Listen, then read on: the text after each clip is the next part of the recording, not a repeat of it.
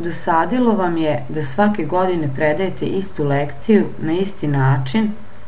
Želite da unesete malo svežine u svoju nastavu?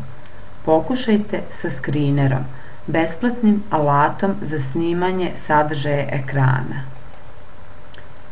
Uz pomoć ovog jednostavnog online alata možemo napraviti kratke video lekcije i uputstva za svoje učenike kojima ćemo, na primjer, prikazati proces izrade nekog matematičkog zadatka, demonstrirati neku vežbu koja se izvodi uz pomoć računara, predstaviti pisca ili epohu.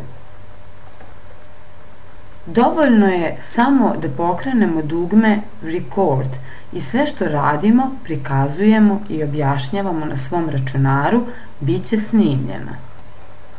S obzirom na to da je uz pomoć ovog alata moguće snimanje kratkih audio-vizualnih zapisa, nećemo upasti u zamku preopširnosti, a i trudit ćemo se da svoje mini predavanja dobro pripremimo. Pošto postoji mogućnost ugrađivanja screencasta na lični sajt, možemo napraviti online zbirku svojih predavanja kojima će učenici moći pristupiti kada žele. Možemo takođe tražiti od učenika da spreme mini predavanja i podele ih na ovaj način.